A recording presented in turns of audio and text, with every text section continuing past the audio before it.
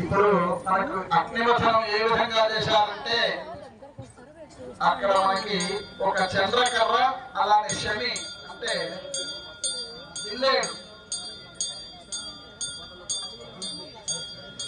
చమ్మి దానితోని అగ్నిమథనం చేసే వాళ్ళ పూర్వం కూడా ఆ అగ్నితోని ఆ అగ్నిహోత్రం తీసుకొని దాన్ని యజ్ఞశాలలో మంత్రపూర్వకంగా తీసుకెళ్లి ఆ యజ్ఞ మనుషుల ఆ అగ్నిహోత్రాన్ని ప్రవేశపెడతారు.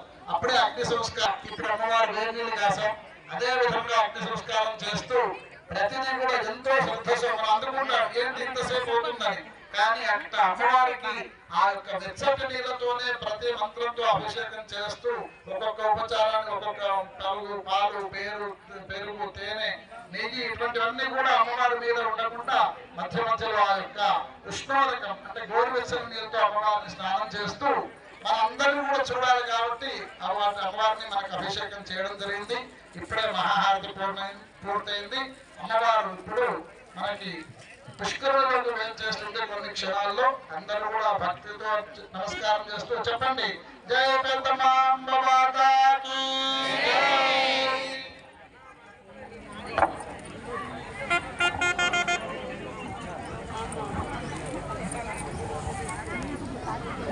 అనేక మంత్రాలు విశేషమైనటువంటి క్రియాకలాపాలు వీటిలో భాగంగా అగ్ని మంథన అని చెప్పంటారు.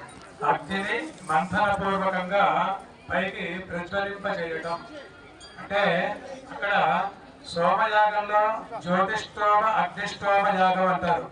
అంటే ఒక మనిషికి సోమయాజి అనేటువంటి బిరుదం ఏ విధంగా వస్తుందని అని చెప్పంటే ఈ విధంగా అరణి మంథన చేసి తద్వారా చేసేటువంటి యజ్ఞయాగాది క్రతువులు ఏవైతే ఉంటాయో వాటి వల్ల చేసేటువంటి క్రియాకలాపాల వల్ల 5 రోజుల క్రియాకలాపంలో 5వ రోజున అవభృత స్నానం చేసిన తర్వాత ఆ సోమయాగంలో కూడా సోమయాజి అనేటువంటి బోధిస్తారు. అదే విధంగా ఆయన యొక్క భార్య కూడా సోమపీఠిని అనేటువంటి బిరుదం ఇస్తారు. అక్కడ చాలా వేదోక్తంగా కథంతా కూడా నడుస్తూ ఉంటుంది. ఇషేత్వ శాఖామాచ్యతే అని చెప్పంటారు. అంటే ఇషే అనేటువంటి పదం ప్రారంభంలో యజుర్వేదంలో ఉంటుంది. అగ్నివేదేలో అగ్ని అనే పదంతో ఋగ్వేదం ప్రారంభం అవుతుంది.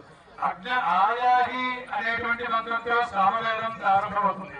ఇక్కడ ఇషే అని చెప్పంటే ఇషేత్వ అన్నాయ అని చెప్పంటారు. అంటే మనం అన్న సమృద్ధి కావాలి అని కోరుకున్నప్పుడు ఆ యజుర్వేద మంత్రంతోనే చక్కగా ఆ యొక్క శాఖలను తీసుకొచ్చి ఆ శాఖలన్నింటినీ కూడా చక్కగా ఎండబెట్టి తద్వారా చేసేటువంటి హోమ క్రతువులు ఏవైతే ఉంటాయో వాటి వల్ల ఇష్టి సిద్ధి అని చెప్పంటారు. అంటే సోమయాగానికి అగ్నిష్టోమయాగానికి అంటే ఆధానం తర్వాత అగ్నిష్టోమము, అగ్నిష్టోమం తర్వాత రాజపేయము, పౌండరీకము, అశ్వమేధము ఇట్లాంటి అనేక క్రతువులు ఉన్నాయి. ఇవన్నీ కూడా సప్త సంస్థలు అని చెప్పంటారు. ఈ సప్త సంస్థలు చేసిన వాడు సాక్షాత్తు ఈ లోకంలోనే మహావిష్ణువు అవుతాడు అన్నమాట. ఎంతమంది అవుతున్నాడు అని చెప్పంటే ఆ మహావిష్ణు స్థానం అనేది ఇన్ని క్రతువులు చేయాలి కాబట్టి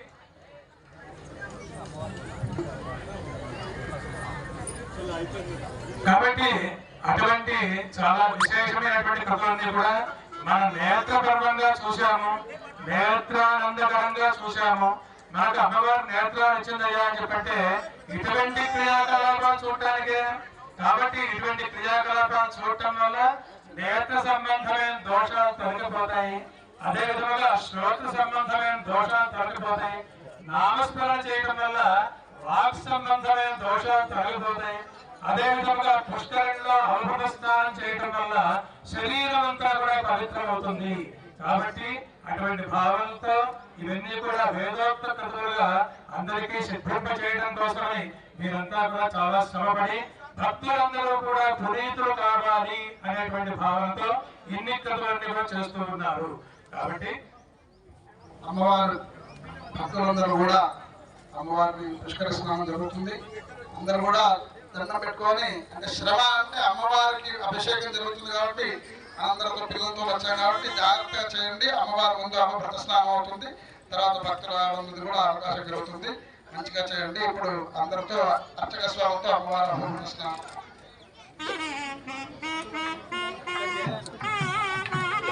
భక్తులందరూ కూడా నామస్మరణ చేసుకుంటూ మౌనంగా ఉండి ఈ క్రియాకలాపాలని చూసి తద్వారా మోక్ష వేదంతో ఉంటూ ఆ యొక్క క్రియాకలాపాల తర్వాత అమ్మవారికి 5 చోట్ల చక్కగా అమ్మవారిని నుంచి మనంతా కూడా ఆ యొక్క పుష్కరణి స్నానం చేస్తాం. కాబట్టి ఆ పుష్కరణి స్నానం వేద పండితులు, అదేవిధంగా స్మార్తులు, అర్చక స్వాములు, చైర్మన్ గారు అందరం కలిసి చేస్తాము. అనంతరం మీరందరూ కూడా స్నానాలు చేయాలి కాబట్టి కాసేపు మీరందరూ కూడా శ్రద్ధగా అన్ని క్రియాకలాపాలు చూస్తూ ఉండండి. అమ్మవారి స్నానం చేస్తున్నప్పుడు ఎవరు కూడా దీంట్లో కాలు పెట్టద్దు. ఆ అమ్మవారి స్నానం అయ్యాక మన చైర్మన్ గారు ఆ స్నానం అమ్మవారిని మళ్ళీ పైకెక్కించి ఆ తర్వాత అందరూ భక్తులకు అవకాశం ఇస్తారు. అమ్మవారి స్నానం చేస్తున్నారు అంటే అర్చకుల స్వామితో సహకారం. జయ